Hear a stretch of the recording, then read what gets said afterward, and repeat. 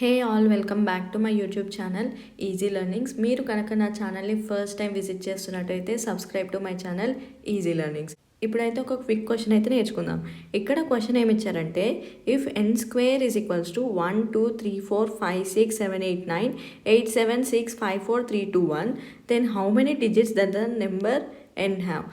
Question చూడడానికి చాలా టఫ్గా అనిపించినా కానీ ఈజీగా ఎలా సాల్వ్ చేయాలో ఎక్స్ప్లెయిన్ చేస్తాను చూడండి. ఫస్ట్ అయితే ఇచ్చిన question రాసుకుంటున్నా. n square is equals to 1 2 3 4 5 6 7 8 9 మళ్ళీ అగైన్ 8 7 6 5 4 3 2 1. సో ఇక్కడ ఒక మీరు చిన్న సింపుల్ ట్రిక్ గుర్తుపెట్టుకోవాలి. ఏంటంటే ఇప్పుడు 1 స్క్వేర్ ఏమవుతుంది 1, అలాగే 11 స్క్వేర్ ఏమవుతుంది 121, అలాగే 111 స్క్వేర్ ఏమవుతుంది 1 2 3 2 1 అవుతుంది. అలాగే 4 అంటే 4 times 1 రాసి దానికి స్క్వేర్ చేస్తే ఎంత 1 2 3 4 3 2 1.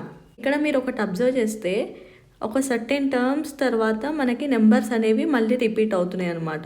సో ఈ మిడిల్ నెంబర్ వదిలేస్తే మళ్ళీ సేమ్ అనేవి మనకి రిపీట్ అవుతున్నాయి చూడండి.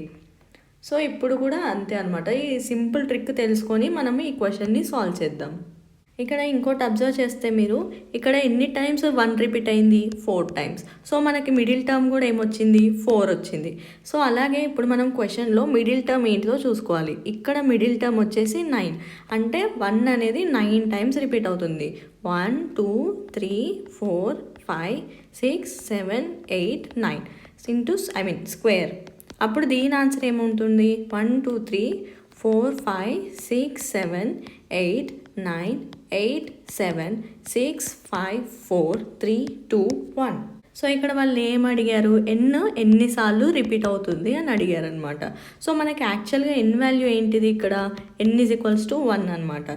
ఇక్కడ వచ్చేసరికి ఎన్నిసార్లు రిపీట్ అవుతుంది 9 times రిపీట్ అవుతుంది. సో ఆన్సర్ వచ్చేసి 9 అనమాట.